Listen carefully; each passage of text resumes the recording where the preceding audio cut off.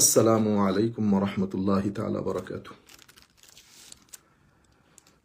দূর দূরান্ত থেকে যারা আমাদের আজকের এই লাইভ ভিডিও দেখছেন অথবা আমাদের এই লাইভ ভিডিও পরবর্তীতে দেখবেন, আমরা সকলের প্রতি আন্তরিক মোবারকবাদ, ধন্যবাদ এবং কৃতজ্ঞতা জানাচ্ছি। আমাদের আজকের এই লাইভ ভিডিওর মূল বিষয়টা আমি আমাদের স্ক্রিনের মধ্যে দিয়েছি। এটা আপনাদের অনুরোধের কারণে, আপনারা বিভিন্ন জায়গা থেকে আমাদেরকে অনুরোধ করছিলেন। রিসেন্টলি আমাদের দুটি বই পাবলিশ হয়েছে। আমরা এই বই দুটি ইংরেজিতেই করেছি এবং এটা আমরা mainly America, England, Australia, Denmark, Scandinavian country, European countries, এই সমস্ত দেশগুলোতে আমাদের যে সমস্ত ছেলেরা বোর্ন রেইজড, জন্মগ্রহণ করেছে, ওখানে বেড়ে উঠতেছে, তাদেরকে সামনে রেখে আমি মেইনলি এই বইগুলো রচনা করেছিলাম। আলহামদুলিল্লাহ, বইগুলো রচনা শুরু হয়েছে অনেক আগ থেকে। তো ফাইনালি অনেক ব্যস্ততার মধ্য থেকে সময় বের করে আমরা সিদ্ধান্ত নিয়েছি যে বইগুলো পাবলিশ করার। ফাইনালি আল্লাহ পাকের মেহেরবানিতে এটা পাবলিশ করতে আমরা সক্ষম হয়েছি। তো বাই দিস টাইম বইগুলো আমেরিকাতেও এসেছে, ইংল্যান্ডেও গিয়েছে। তা আমাদের অনেক ভাইয়েরা অনুরোধ করছিলেন যে এটার ব্যাপারে আমি কিছু কথা বলি, যাতে মানুষজনের জন্য সুবিধা হয় পুরা বিষয়টা বুঝতে। আমি শুরুতে আপনাদেরকে বইগুলা দেখাই, তারপরে বইয়ের বৈশিষ্ট্য সম্পর্কে কিছু কথা বলবো। তার বইগুলো দেখানোর আগে আমি আমাদের যারা পৃথিবীর বিভিন্ন দেশে, স্পেশালি ইংলিশ স্পিকিং দেশগুলোতে থাকে, অস্ট্রেলিয়া বলেন, ডেনমার্ক বলেন, বা যে সমস্ত দেশে থাকে, আমাদের সকলের অনুরোধ ছিল, দীর্ঘদিনের অনুরোধ, যে আমরা আমাদের এখানকার বাচ্চাদের জন্য, ইউথের জন্য একেবারে মৃত্যুর আগ পর্যন্ত আমাদের অনেক কিছুর প্রয়োজন হয়। আমাদের দিন সম্পর্কে জানা, আকীদা সম্পর্কে জানা, আবার আমাদের এখানকার ছেলেপুলেগুলা যেই পরিবেশে বেড়ে উঠতেছে, তাদের পরিবেশের কারণে তাদের ইন্টেলেকচুয়াল ডেভেলপমেন্ট এবং তাদের এখানকার যে পরিবেশ পরিস্থিতি, সেই পরিবেশ পরিস্থিতির আলোকে বই ধরতে গেলে নাই। তার মধ্যে আমাদের প্ল্যাটফর্মে তো নাই। তো দীর্ঘদিনের অনুরোধ ছিল। আমিও এই বইটি যখন আমরা পড়ানি শুরু করেছিলাম 2007 ইংল্যান্ডে, তখন থেকে আমি যখন ইউথের সাথে এবং এই প্রজন্মের সাথে ইন্টারাক্ট করতে শুরু করলাম, তখন দেখলাম যে এখানকার এই বাচ্চাদের যে প্রশ্ন, সেই প্রশ্নগুলো আবার আমাদের বাচ্চাদের প্রশ্নের চেয়ে অনেক ভিন্ন। এবং আমি তখন তাদের দীর্ঘদিন তাদের সাথে থাকার কারণে, তাদের কথাগুলো শোনার কারণে আমি বুঝতে পেরেছি যে তাদের জন্য কিছু একটা করা দরকার। যাই হোক, তখনই আমি আসলে লেখা শুরু করেছিলাম এবং দীর্ঘদিন এটা সাথে ছিল, বাট কোনো রকম সুযোগ করতে পারতেছিলাম না। তো ফাইনালি আল্লাহ পাকের মেহেরবানিতে আমরা দুটি বই পাবলিশ করতে সক্ষম হয়েছি। এই একটি হচ্ছে এটা, এই যে দেখছেন, আন-নূর, the garden of Islamic knowledge, এটা হচ্ছে বুক 1। আর এটা হচ্ছে এই আন-নূর, the garden of Islamic knowledge, এটা হচ্ছে বুক 2। এটা বুক 2।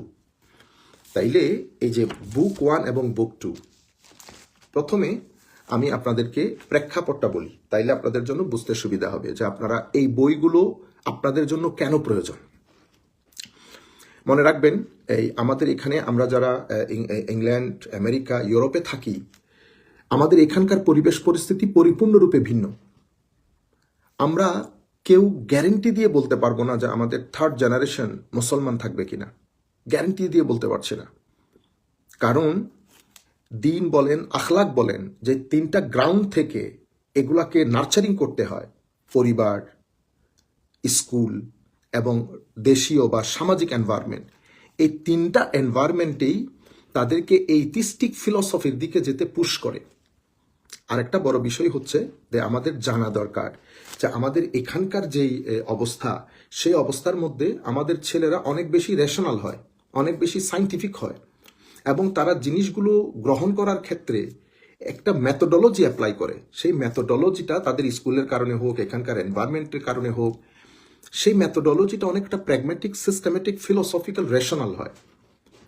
তো তাদেরকে এখন আমরা যদি দিনের রাস্তায় আহ্বান করতে চাই, আমরা যদি তাদেরকে আমাদের ইসলামটাকে বুঝাতে চাই, আমাদের ধর্ম বুঝাতে চাই, তাহলে আমি তাকে কিভাবে বুঝাবো? আমি সেই পদ্ধতি অবলম্বন করতে হবে যেই পদ্ধতি অবলম্বন করলে বিষয়টা সে বুঝতে পারবে। তো আমি এই ক্ষেত্রে অনেক বই দেখেছি, আমাদের এখানে রচিত, আমাদের এই বিভিন্ন বই দেখেছি যেটা বিভিন্ন মসজিদের মধ্যে, ইউরোপিয়ান কান্ট্রিতে, আমেরিকাতে, ইংল্যান্ডে বিভিন্ন মসজিদে সেটা পড়ানো হয়। কিন্তু আমরা ছেলেদের মধ্যে, এই ছেলেরা আসে অর্থাৎ মা বাবাকে খুশি করার জন্য হয়তো মসজিদে আসে, কিন্তু মসজিদে আসলেও তাদের মসজিদের প্রতি টান, ইসলামের প্রতি টান, ইসলামিক স্টাডিজের প্রতি টান, এই যে একটা মায়া, একটা দরদ, মনে হয় যেন তাদেরকে ফোর্স করা হয়েছে বিদায় তারা আসতেছে, মা বাবা না চাইলে তারা আসতো না। এটার দিক বিবেচনা করে আমি চিন্তা করলাম না এমন কিছু করা যায় কিনা যেটা তাদের যে নিডস গুলো আছে সেই নিডস গুলাকে ফুলফিল করবে। এগুলা সামনে রেখে আল্লাহ পাকের দয়াতে আমরা বইয়ে রচনাতে হাত দিলাম। আমরা যদি এই বিষয়টাতে যাই যে বুক নাম্বার 1-এ আমরা কি করেছি, এটা বুক নাম্বার 1। প্রথমত আমি পাবলিকেশন যেটা হয়েছে, আমরা দেখেন এখানে এই আমরা গ্লোসি পেপার দিয়েছি এবং এটা 4 কালার হয়েছে, এই যে গ্লোসি পেপার, এবং এই যে আপনি পেজগুলা দেখেন, এই যে পেজগুলা দেখেন, এটা এই যে, তারপরে আপনারা এই যে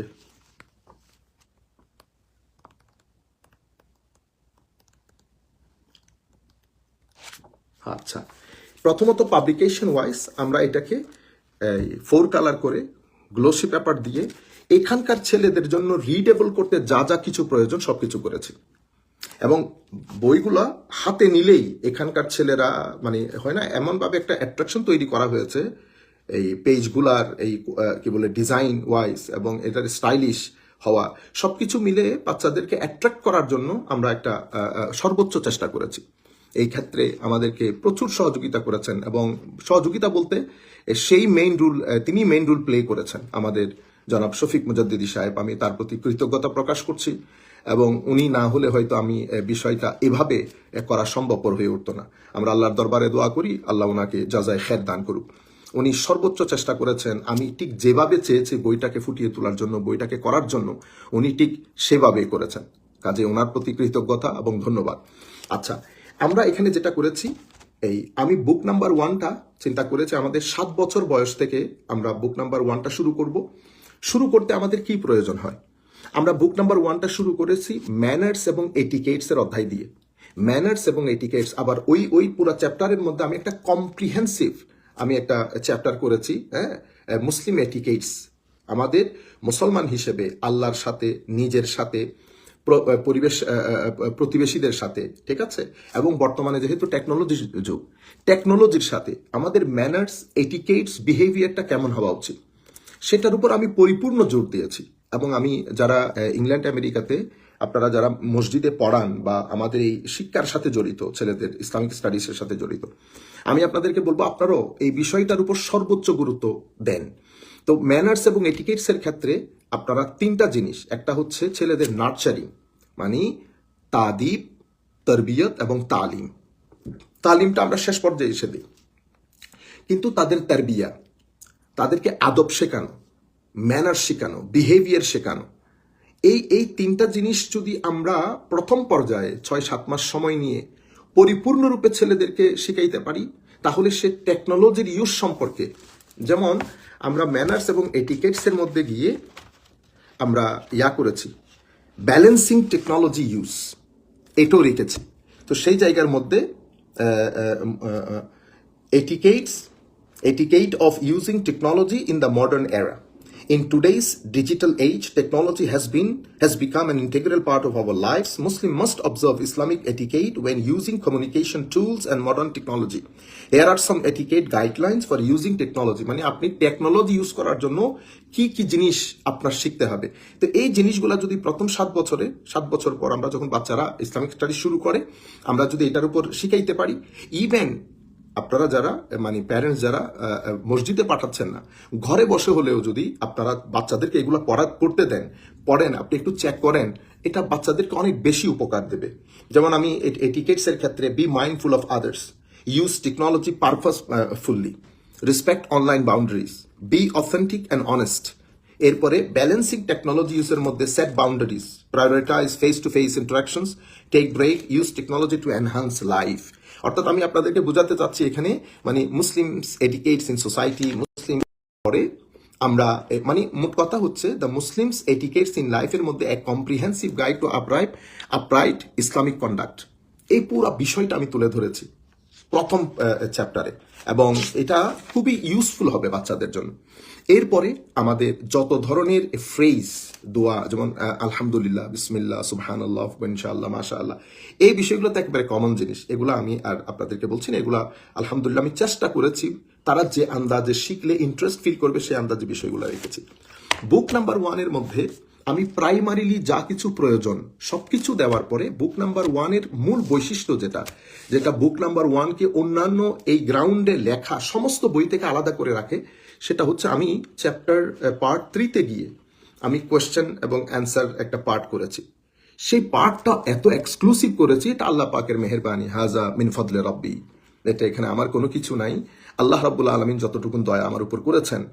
আমি ওই প্রশ্নোত্তর পর্বে গিয়ে আল্লাহ সম্পর্কে আমাদের এখানে থাকা অথবা এখন আমাদের বাংলাদেশে থাকা মুসলমানদের অন্তরে যত ধরনের প্রশ্ন জাগে, আল্লাহ কেমন, আল্লাহ কোথায় থাকেন, আল্লাহকে দেখা যায় কিনা, আল্লাহ আমাকে কেন বানিয়েছেন, আল্লাহর সাথে আমার সম্পর্কটা কি, এইভাবে সায়েন্টিফিক ফিলোসফিক্যাল যত প্রশ্ন ছেলেরা আল্লাহ সম্পর্কে করেন, ওখানে আমি একটার পর একটা দিয়ে এটা কনভিন্সিং আনসার করার চেষ্টা করেছি। বাকি হেদায়েতের মালিক আল্লাহ অলমাইটি। এরপর আমার নবী সাল্লাল্লাহু আলাইহি ওয়াসাল্লামের পূর্ণাঙ্গ জীবনী প্রশ্ন আকারে আমি লিপিবদ্ধ করেছি। কেউ যদি ওই প্রশ্নগুলো পড়ে ফেলেন, তারা আমার নবীর জীবনী সম্পর্কে একটা আইডিয়া পরিপূর্ণরূপে পেয়ে যাবেন। এর পরবর্তীতে আমাদের এই নবী রসুল সম্পর্কে, আখেরাত সম্পর্কে, আমাদের কাজা কাদার সম্পর্কে, আমাদের কোরআন সুন্নাহ সম্পর্কে, মাজহাব সম্পর্কে, সাহাবায়ে কেরাম সম্পর্কে, আলে বাইত রসুল সাল্লাল্লাহু আলাইহি ওয়াসাল্লাম সম্পর্কে, ফেরেশতা সম্পর্কে, আমাদের ইসলামিক হিস্ট্রি সম্পর্কে, এবং একেবারে খুলাফায়ে রাশেদা থেকে শুরু করে অটোমান এম্পায়ারের পতন পর্যন্ত, মানে প্রথম বিশ্বযুদ্ধ, দ্বিতীয় বিশ্বযুদ্ধের পরে পতন পর্যন্ত পরিপূর্ণ ইতিহাস, মুসলমানরা কোথায় ছিলাম, কতটুকুন রুল করেছি, অর্থাৎ এই প্রশ্নগুলো পড়ার সাথে সাথে তার মনে একটা আইডিয়া চলে আসবে যে আমাদের হিস্ট্রি কি, আমরা কি করেছি পৃথিবীতে, এরপরে আমাদের কন্ট্রিবিউশন কি, আমাদের গোল্ডেন এজ, এই তাবৎ বিষয়গুলো সম্পর্কে একটা বিশাল চ্যাপ্টার করেছি।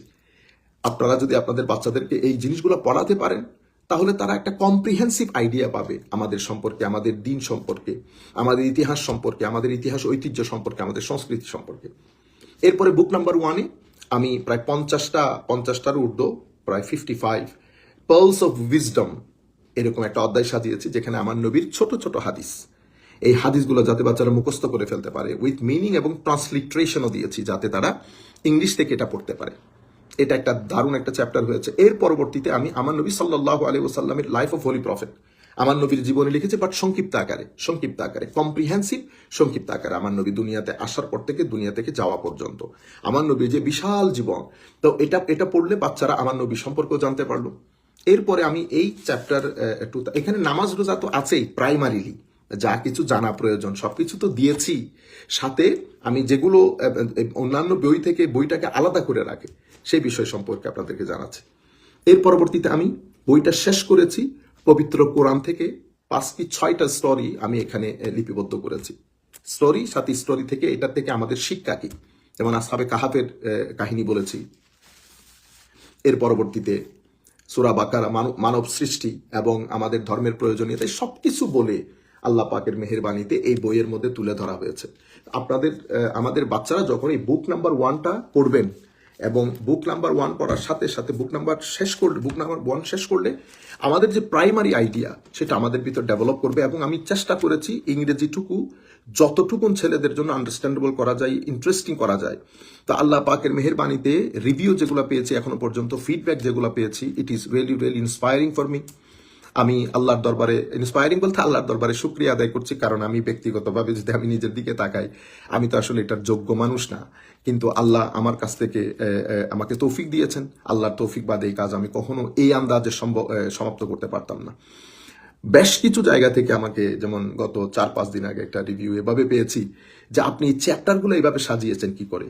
তা ওনাকে বললাম, আসলে তো চ্যাপ্টার কিভাবে সাজিয়েছি আমি আপনাকে বলতে পারবো না, বাস আমার মনে এসছে আমি এভাবেই চ্যাপ্টারটা সাজিয়েছি। যেমন বুক নাম্বার 2-তে গিয়ে আমি বলবো জিনিসগুলা, তো এভাবে আমি বুক নাম্বার 1-কে সাজিয়েছি। আমি ইমাম বা আমাদের যারা আছেন প্রত্যেককে অনুরোধ করব, আপনারা যেহেতু বই ইংল্যান্ডেও পাওয়া যায়, আমেরিকাতেও পাওয়া যায়, প্রত্যেকেই যার যার আত্মীয় স্বজন, আমাদের এখানে বই নেওয়ার এই আগ্রহ কম, মানুষ বই নিতে চায় না, মানুষ বই পড়তে চায় না। আমরা শুধু কমপ্লেইন করি এটা নাই এটা নাই, কিন্তু আমরা মানে সহযোগিতা করি না, আমরা এই কাজগুলোতে এগিয়ে আসি না। অথচ ফর এক্সাম্পল আপনি ইসালে সোয়াব করবেন আপনাদের মার বাবার বা আপনাদের আত্মীয় স্বজনের, বা অন্য একটা কাজ করবেন আপনাদের ঘরের মধ্যে কেউ অসুস্থ, এই বইগুলো কালেক্ট করে আপনারা ইচ্ছে করলে অনেক মানুষের মধ্যে ফ্রিলি বিতরণ করতে পারেন। যতদিন পর্যন্ত বইগুলো তারা পড়বে ইসালে সোয়াব হবে, আমরা যদি এই অ্যাঙ্গেল থেকেও চিন্তা করি। হ্যাঁ, আর সবচেয়ে বড় বিষয় হচ্ছে আল্লাহ পাকের মেহেরবানিতে আমাদের এই এই বইগুলো তো একেবারে প্রয়োজনীয় জিনিস। আমাদের ঘরের মধ্যে ভাত যেমন প্রয়োজনীয়, আমাদের ঘরের মধ্যে পানি যেমন প্রয়োজনীয়, ঠিক সেভাবে আমাদের প্রত্যেক সন্তানের জন্য এই ধরনের একটা সেট আপনারা যদি কিনে রাখেন, এবং 3জন সন্তান হলে 3 সেট, যেভাবে বার্গার 3টা ক্রয় করি, হ্যাঁ, যেভাবে আমরা খেলনা 3টা ক্রয় করি, অনুরূপ প্রত্যেকে যেন বুঝতে পারে এটা তার বই। তাহলে সে তার সাথে একটু বসে পড়লেন এবং এটা তাদেরকে অনেক বেশি ফায়দা দেবে। এবং আমি প্রশ্নগুলোর ক্ষেত্রে এমনভাবে করেছি, কারণ প্যারেন্টসদের একটা বিষয় ছিল যে বাচ্চারা প্যারেন্টসদেরকে কনফিউজ করে ফেলে বিভিন্ন প্রশ্ন করে। তা আমি চেষ্টা করেছি এখানকার বাচ্চারা যেন প্যারেন্টসদেরকে কনফিউজ করতে না পারে। যে প্রশ্নই করুক না কেন, আপনি এই প্রশ্নের উত্তর ডাইরেক্টলি বা ইনডাইরেক্টলি আমার এই বুক নাম্বার 1-এ পাবেন। সে বুক নাম্বার 1-এর প্রশ্নগুলা থেকে বাইরে যেতে পারবে না, এবং হয়তো আগামী 50, 60, 70, 100 বছরও যেতে পারবে না, কারণ এখানে কিছু বেসিক প্রিন্সিপল সেট করেছি।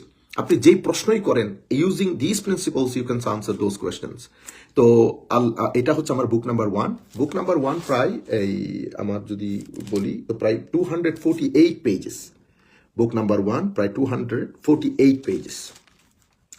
এরপরে হচ্ছে বুক নাম্বার 2, এটা আন-নূর the garden of Islamic knowledge, book number 2। আমরা যদি পেজগুলো দেখি, আপনারা ডিজাইন, চমৎকার ডিজাইন। আবারও জনাব শফিক মুজাদ্দিদি সাহেবের প্রতি আমি কৃতজ্ঞ। আমি ঠিক যেভাবে চেয়েছি উনি ঠিক সেভাবে বইগুলার পেজ সাজিয়েছেন। এই যে দেখতেছেন আপনারা, আমি জানি না আপনাদেরকে দেখাতে পারতেছি কিনা। এরপরে দেখেন, হ্যাঁ, এভাবেই পুরা বইটা এভাবে আমি সাজিয়েছি, যাতে তো এখানকার লোকজন, আমাদের ছেলেপুলে, ওরা মানে ওদের জন্য একটু অ্যাট্রাক্টিভ হয়, এটাই মানে চিন্তা করেছি। যাই হোক, এই হচ্ছে বুক নাম্বার 2। আচ্ছা, বুক নাম্বার 2-র মধ্যে আমি যেটা করেছি, শুরুটা আমি এখানে যারা পড়ান সবাইকে বলবো যে এই আন্দাজে আমরা যদি পড়াতে না পারি, কারণ এখানকার বাচ্চারা যে প্রবলেমটা ফেস করছে, ইভেন এবং আমাদের দেশেও, কারণ পুরো পৃথিবী জুড়ে এখন মুভমেন্ট অফ সেকুলারাইজেশন চলতেছে, আমরা অতি মডার্ন একটা সময়ে বসবাস করছি। এখানে একটা ফিলোসফিক্যাল সায়েন্টিফিক মানে জয়কার চলছে। এখন আমাদের ছেলেপুলে যারা স্কুল কলেজে যাচ্ছে, তাদের যে ইন্টেলেকচুয়াল ডেভেলপমেন্ট হচ্ছে, এটা অ্যামেজিং এবং এটা অভূতপূর্ণ, ইতোপূর্বে হয় নাই। সুতরাং আমরা যখন আমার নবীর দিনকে প্রেজেন্ট করব, এই প্রেজেন্টেশন যেন 100% রেশনাল হয়, প্র্যাগম্যাটিক হয়, কনভিন্সিং হয়, যেভাবে আল্লাহ বলেছেন উদু ইলা সাবিলি রাব্বিকা বিল হিকমা। যাই হোক, এই বুক নাম্বার 2টা আমি শুরু করেছি প্রথমে, যে যেমন আমার এখনো মনে পড়ে, আমি যখন প্রথম পড়ানো শুরু করেছি ইংল্যান্ডের মধ্যে, তখন ছেলেরা প্রশ্ন করেছিল যে মানে হুজুর, আমরা ইসলামিক স্টাডিজটা আমাদের স্কুলের পরে এত লং ডে স্কুলে থেকে এখানে আসা, এটা জরুরি কেন? আমরা মানে এই কাজটা আমরা করব কেন? এটাতে আমাদের উপকার কি? তারা প্রশ্ন করতে চাচ্ছে ধর্ম তাদের কি প্রয়োজন, এবং ইসলামিক স্টাডিজ মসজিদে এসে বা অন্য কোনো সেন্টারে বসে তাদের এই বিষয়গুলো শেখাটা প্রয়োজন কেন? এই জন্য আমি বইয়ের প্রিফেসের মধ্যে লিখেছি, having spent nearly 2 decades mentoring and teaching young people across the UK, Europe and North America since 2007, I have had the unique opportunity to engage with curious minds and explore the world through their eyes. আমি তাদের বিষয়টা এখানে উল্লেখ করেছি। তো এটা করতে গিয়ে আমি কি করলাম, প্রথম শুরুই করেছি বইয়ের এই বিষয়গুলোর উত্তর দিয়ে, যে আমার ইসলামিক স্টাডিজ আমাকে এখানে আমার প্রয়োজন কি, ইসলামিক স্টাডিজের প্রয়োজন কি। সেই কারণে আমি পার্ট 1টা শুরু করেছি এভাবে, the architecture of divine guidance. এটা আপনি মানে এই বিষয়ে লেখা আমাদের এখানকার তরুণ প্রজন্মের জন্য, বাচ্চাদের জন্য লেখা কোনো বইয়ের মধ্যে আপনি শুরুটা এভাবে পাবেন না। আমি আল্লাহ পাকের মেহেরবানিতে, আল্লাহর তৌফিক, আমি আবারও বলছি আল্লাহর তৌফিক, এটা আমার এখানে আমার কোনো কিছুই নাই। আমি খুব নগণ্য, খুব সাধারণ একজন মানুষ, কিন্তু আমি বাচ্চাদের সাথে ইন্টারাক্ট করতে করতে এই বিষয়গুলো চিন্তা করলাম যে না, এগুলো এভাবে চ্যালেঞ্জ করা, উপস্থাপন করা দরকার। আমি পুরা চ্যাপ্টার 1 জুড়ে চেষ্টা করেছি ধর্ম তাদের কেন প্রয়োজন এটার উত্তর দিতে গিয়ে আমি হিউম্যান আইডেন্টিটি খুঁজেছি। আমি কে, আমার অস্তিত্বের মধ্যে কি কি জিনিস আছে, আমাকে কিভাবে ডিল করলে আমি ডিপ্রেশন, মেন্টাল অ্যাংজাইটি থেকে বাঁচবো, আমাকে কিভাবে ডিল করলে একটা ব্যালেন্স নিয়ে চলতে পারবো, সেই বিষয়টা। যেমন এটা প্যারেন্টসদের জন্য দুরূহ হয়ে যায়, কিন্তু আমার বইগুলো যদি আপনারা সাথে রাখেন, আপনারা যদি তাকে এটা পড়তে দেন, সেই ইন্টারেস্টের সাথে পড়বে জিনিসগুলা। The challenge of modernity addressing the why for students and parents, আমি প্রথম চ্যাপ্টারের প্রথমে এভাবে করেছি।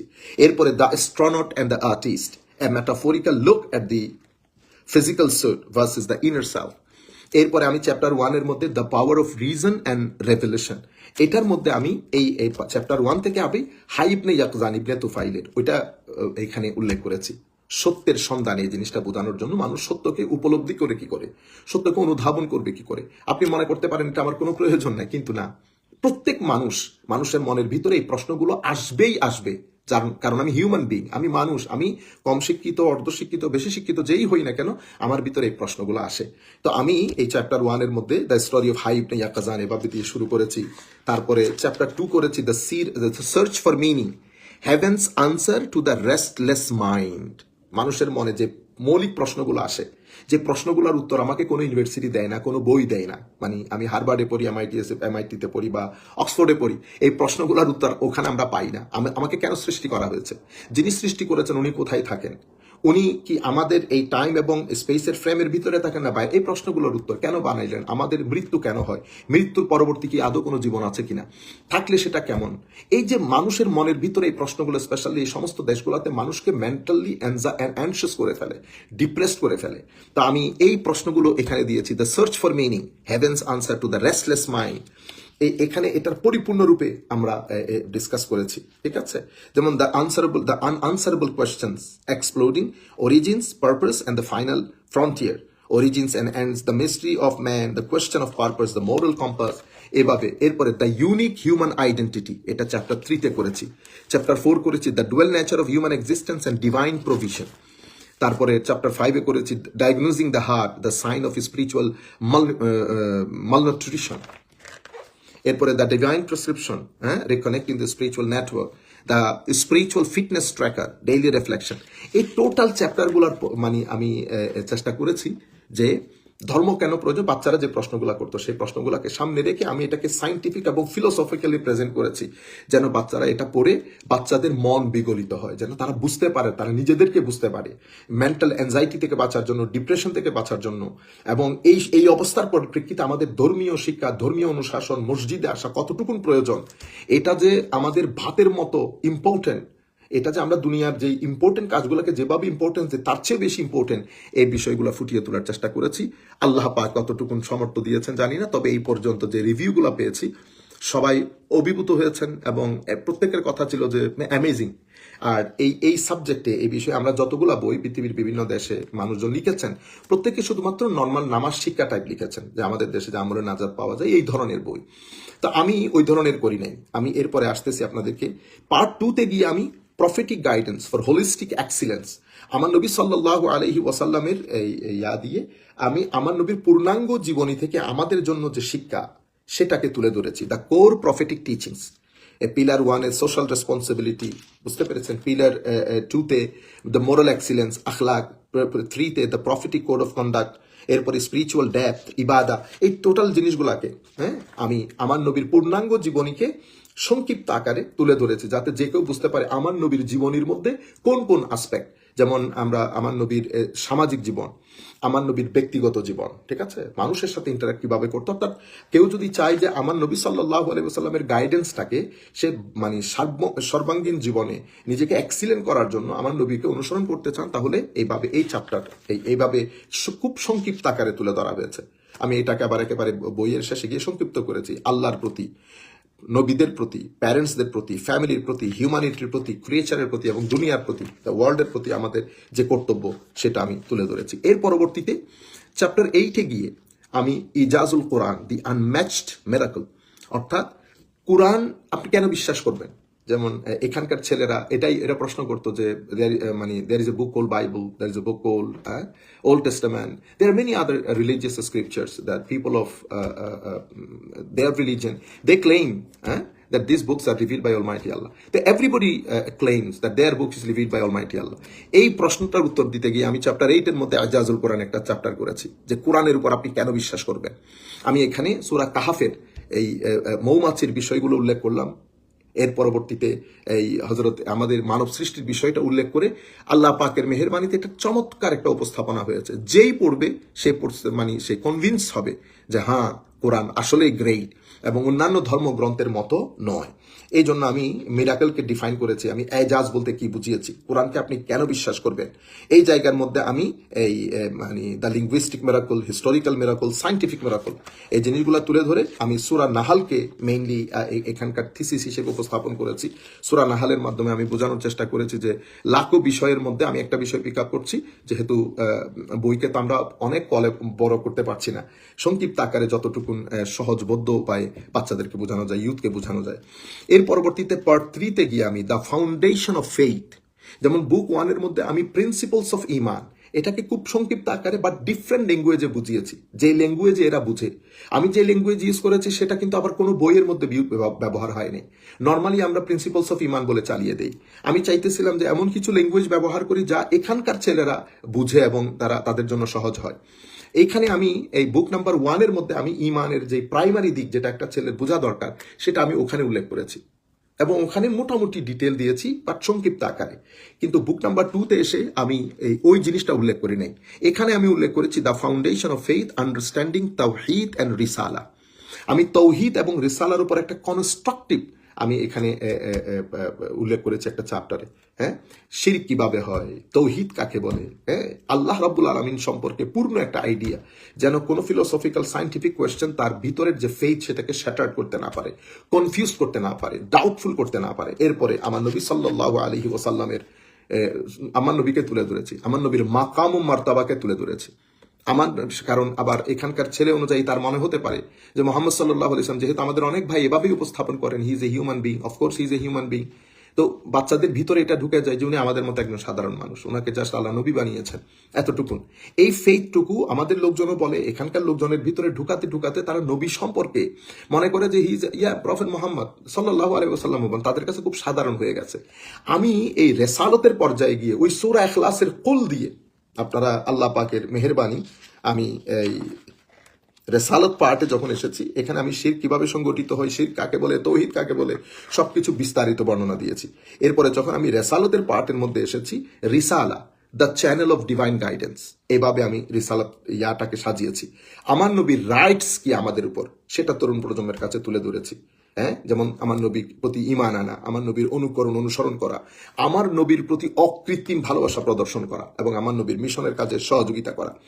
এই ক্ষেত্রে আমার নবীর যেই মানে মাকাম ও মর্তবা, আমার নবীর যে ডিভাইন স্ট্যাটাস, সেটাকে আমি সূরা ইখলাসের কুল দিয়ে বোঝানোর চেষ্টা করেছি এবং the inseparable link, a symbolic relationship, the role of কুল, দ্য গেটওয়ে অফ রিসালা, এভাবে দিয়ে এটা চমৎকার একটা অধ্যায় হয়েছে। এটা আল্লাহর খাস দয়া মেহেরবানি, আমরা করতে সক্ষম হয়েছে আল্লাহ পাকের মেহেরবানিতে। এরপরে পার্ট 4 এ গিয়ে the legacy and the guardians, the legacy and the গার্ডিয়ান্সের মধ্যে যেমন আমাদের এখানে এই আমার নবী দুনিয়া থেকে যাওয়ার পরে কোনো নবী রসুল তো আসবেন না, তাহলে এই দিন সামনের দিকে কারা নিয়ে যাবে? আমার নবী বলেছেন আল উলামা ওয়ারাসাতুল আম্বিয়া। আমি যেহেতু তরুণ প্রজন্মের অন্তরে স্কলার সম্পর্কে তারা they don't care who is a scholar, who is who, তারা শুধুমাত্র যদি পড়তে চায় তারা বলে কোরআন এবং সুন্নাহ। যেহেতু আমাদের ভাইয়েরা বিভিন্নভাবে এটা প্রচার করে, আমি চেষ্টা করেছি তাদেরকে স্কলার্সের ইম্পর্টেন্সটা বোঝানোর জন্য। এবং এই জায়গার মধ্যে আমি আলে রসুল কারা, কোরআন হাদিসে ওনাদের স্ট্যাটাস কি, সাহাবায়ে কেরাম কারা, কোরআন হাদিসে ওনাদের স্ট্যাটাস কি। এরপরে স্কলার্সের দিকে গিয়ে আমি 3 ভাগে ভাগ করেছি স্কলারসদেরকে। আমি মুহাদ্দিসিনদের কথা তুলে ধরেছি, মুহাদ্দিসিনদের মধ্যে ইমাম বুখারী, মুসলিম 6 কিতাবের সবার কথা তুলে ধরেছি। এর পরবর্তীতে আমি মাযহাবের মধ্যে হানাফি মাযহাব, মালিকি, হাম্বলি, এই আন্দাজে তুলে ধরেছি। এর পরবর্তীতে আমি এই আমাদের ওলামায়ে কেরামকে 3 ভাগে ভাগ করেছিলাম। ট্রেডিশনাল, এর পরবর্তীতে আমি ওলামায়েকে man of opinion, man of tradition, man of experience, যাদেরকে আমরা ওলি বলি। এই ক্ষেত্রে আমি এই যে ওনাদের আল্লাহর ওলিদের একটা লিস্টও দিয়েছি, জোনায়েদ বগদাদি থেকে শুরু করে সবার নাম। এনারা সবাই মিলে ওলামায়ে উম্মত। তো এই চ্যাপ্টার যারা পড়বে তাদের পরিপূর্ণরূপে একটা আইডিয়া হয়ে যাবে। এরপরে আমি the end of time and the eternal reality, আমাদের পরবর্তী পরকালের যুগকে স্টেজ বাই স্টেজ ভাগ করেছি। কবরের যুগ, কিয়ামতের যুগ, ফুলসিরাতের যুগ, সবকিছুকে স্টেজ বাই স্টেজ ভাগ করে যেন সে একেবারে খুব সুন্দর করে জিনিসটা বুঝতে পারে উপস্থাপন করেছি। এরপরে এখানে লাইফ আফটার ডেথ সহ আরো কিছু মৌলিক জিনিসকে, যা এখানকার ছেলেপুলের জন্য অসম্ভব, যেটা আমাদের ওখানকার ছেলেদের জন্য জরুরি, এভাবে তুলে ধরেছি। এরপরে নামাজ, রোজা, হজ, জাকাত, উমরা, ঈদ, আমাদের সেলিব্রেশনস, যত সেলিব্রেশনস আমরা করি, শবে কদর বলেন, বরাত বলেন, গিয়ারবি শরীফ বলেন, যত সেলিব্রেশনস আমরা করি সব কিছুকে আমরা বিস্তারিতভাবে তুলে ধরেছি। তবে আমাদের এখানে নামাজকে যেভাবে তুলে ধরা হয় আমি ডিফারেন্টলি তুলে ধরেছি, যাতে ছেলেরা নামাজটা বোঝে। আমি এখানে হুকুম আহকাম, রুকু সিজদার উপর যেভাবে গুরুত্ব দিয়েছি, ঠিক সেভাবে খুশু এবং খুদুর উপর গুরুত্ব দিয়েছি। এবং প্রেজেন্টেশনটা আমি অনেক সময় নিয়েছি এই প্রেজেন্টেশনটা করানোর জন্য, কারণ আমি লেখার পরে এটা আমি স্যাটিসফাইড হতে পারছি না, কারণ এটা ডিফারেন্ট হচ্ছিল না। আমি ছেলেদেরকে যেভাবে দেখেছি, ওদের জিনিসটা মাথায় রেখে আমি চাচ্ছিলাম খুশু খুদু, এটা যে শুধুমাত্র দাঁড়িয়ে মুভমেন্ট করা না, এখানে একটা স্পিরিচুয়াল কানেকশন আছে to my lord, to my almighty আল্লাহ। এই জিনিসটাকে মানে নামাজ যখন বলছি, তো নামাজের spiritual presence as well as physical presence, এই দুইটাকে কিভাবে করলে ছেলেদের জন্য খুব মানে আন্ডারস্ট্যান্ডেবল হবে, ইন্টারেস্টিং হবে, এটা করতে করতে আল্লাহ পাকের মেহেরবানি, আল্লাহ তৌফিক দান করেছেন। নামাজের একটা পূর্ণ গাইড, সমস্ত নফল নামাজ, কতটা নফল নামাজ আছে, সব নফল নামাজ, নামাজে কি পড়বেন, নামাজে কোন সূরা, দোয়া, সবকিছু তো উল্লেখ করা হয়েছে। অনুরূপভাবে হজের চ্যাপ্টারটা সুপার একটা চ্যাপ্টার হয়েছে। আপনি হজের পার্টটা পড়লে, এটা সাথে রাখলে হজের 5 দিনের যে কর্মসূচি, এগুলা সহ যাহা কিছু প্রয়োজন, হ্যাঁ, একেবারে তাওয়াফ থেকে শুরু করে, আমাদের উমরা থেকে শুরু করে, আমার নবীর দরবারের হাজিরি থেকে শুরু করে সবকিছু আল্লাহ পাক তৌফিক দান করেছেন বইগুলাতে দিতে। চেষ্টা করেছি বুক নাম্বার 2 আখলাক দিয়ে, যেটা অন্য কোনো বইয়ে স্বাভাবিকভাবে করা হয় না। এক্ষেত্রে আমি হাদিসে জিবরিল অনুসরণ করেছি, ইমান, ইসলাম, এহসান। আখলাকের মধ্যে আমি বইটা শেষ করেছি এই আখলাক দিয়ে, পার্ট 19, এই ইন্ট্রোডাকশন টু হুসনুল খুলক, ডেফিনেশন অফ হুসনুল খুলক, ইম্পর্টেন্স অফ ক্যারেক্টার ইন কোরআন, এটার ইম্পর্টেন্স কি হাদিসে পাকে, তবে না ডিটেলসে করিনি, কারণ বইয়ের কলেবর অনেক বড় হয়ে যাচ্ছে। আমি এই বইটা 296 পেজেস হয়েছে, এই বইটা বুক নাম্বার 2। চমৎকার, হাতে ধরলেই বোঝা যায় যে মানে চমৎকার বই হয়েছে। এই হচ্ছে আমি সংক্ষিপ্ত আকারে আপনাদেরকে যতটুকুন বলতে পেরেছি বললাম। তবে এতটুকুন আপনারা কনফার্ম থাকবেন, আপনাদের প্রতি অনুরোধ, আপনারা যারা আমেরিকাতে থাকেন, ইংল্যান্ডে থাকছেন, আপনারা দয়া করে বইগুলো কারেক্ট করবেন। প্রত্যেকে যেন যার যার ঘরে একটা কপি রাখেন, 2 সন্তান হলে 2টা কপি রাখেন, বইগুলা গিফট করেন। এই বইগুলোর উপর আপনারা অনেকে বাংলার কথা জিজ্ঞেস করছেন, ইনশাআল্লাহ তৌফিক দান করলে আমরা বাংলা ঈদের পরে পাবলিশ বা ঈদের আগে পাবলিশ করতে সমর্থ হব। কিন্তু আমাদের বিষয়, এই বইগুলো যদি আপনারা সংগ্রহ না করেন, তাহলে আমাদের পরবর্তী বইগুলো আসা সম্ভব হবে না, কারণ এখানে একটা বাজেটের বিষয় থাকে। তো আমাদের, আপনারা জেনে আরো আনন্দিত হবেন আল্লাহ পাকের মেহেরবানিতে, আমাদের প্রায় 18 থেকে 22টা বই আমরা ধারাবাহিকভাবে ইনশাআল্লাহ প্রিন্টিংয়ে দেব। বইগুলো একটার পর একটা আসবে ইনশাআল্লাহ। তো আপনাদের জন্য শুভকামনা রইল, আপনারা দোয়া করবেন। আমি আর দীর্ঘায়িত করব না। আল্লাহ পাক সবাইকে সালামত রাখুক। অস্ট্রেলিয়াতে যারা আছেন তারাও যোগাযোগ করবেন, আপনারা যারা ডেনমার্কে আছেন তারা যোগাযোগ করবেন। আর বিভিন্ন England, America, Europe country, Scandinavian কান্ট্রিতে যারা মসজিদ পরিচালনা করেন, যারা ইসলামিক স্কুল পরিচালনা করেন, তাদেরকে অনুরোধ করব আপনারা বইগুলো টেক্সট বুক হিসেবে আপনাদের স্কুলে, মসজিদে আপনারা ফিক্স করতে পারেন, টিচিং দিতে পারেন। এই ক্ষেত্রে আপনারা যদি আমাদের সাথে যোগাযোগ করেন, আমরা টিচার্সকে ট্রেনও করতে পারবো। এবং আপনারা যদি চান যে এটার এই 2 বইয়ের একটা সংক্ষিপ্ত রূপ সিলেবাস আকারে বাচ্চাদেরকে পড়ানোর জন্য, সেটা আমি আপনাদেরকে প্রিপেয়ার করে দিতে পারবো। তো আপনারা যদি মসজিদগুলোর মধ্যে সিলেবাস আকারে দিতে চান, এটা অ্যামেজিং একটা কাজ হবে এবং মসজিদের ফাইন্যান্সিয়াল উপকার হবে, সেটা আপনারা যোগাযোগ করলে আমি আপনাদেরকে বুঝিয়ে বলতে পারবো। আর স্কুলের জন্য যারা চান, যেমন ইতোমধ্যে আমাদের আল আজহার ইন্টারন্যাশনাল গ্রামার স্কুল ঢাকার মধ্যে, তারপরে রাইচিয়াস ইন্টারন্যাশনাল গ্রামার স্কুল, ওনারাও সেটাকে পাঠ্য বই হিসেবে স্কুলের মধ্যে অ্যাপ্লাই করছে। ইতোমধ্যে ওনারা মোটামুটি একটা প্রাইমারি আলাপও সেরেছে, ওনারা আমাদেরকে কি বলে অর্ডারও করেছে। তো এইভাবে বিশেষ করে আমরা তো বাংলাদেশের জন্য এই বইগুলো ইংরেজিতে করেছি মেইনলি আমাদের এই সমস্ত ইংলিশ স্পিকিং দেশগুলোর জন্য। আমাদের ছেলেপুলে এখানে বোর্ন রেজ, মা বাবা এখানে হতাশায় জর্জরিত, কোনো কিছুই নাই। এহেন পরিস্থিতিতে আমরা অ্যাডভার্টাইজমেন্টও ওভাবে করতে পারছি না। সুতরাং আপনারা প্রত্যেকে আমাদের এই মেসেজটা আপনাদের আত্মীয় স্বজন, পাড়া প্রতিবেশী, আপনারা যারা ইউরোপ কান্ট্রিতে থাকেন, আমেরিকা ইংল্যান্ডে থাকেন, দয়া করে পৌঁছে দেবেন। প্রত্যেকে সংগ্রহ করবেন, কারোর মুখে যেন আর এই কমপ্লেন না থাকে যে আমাদের কিছুই নাই। দয়া করে নিজেরা সংগ্রহ করবেন, আত্মীয় স্বজনকে গিফট করবেন। এখানে আপনার একটা ধারাবাহিক একটা সোয়াবের কারণ হবে।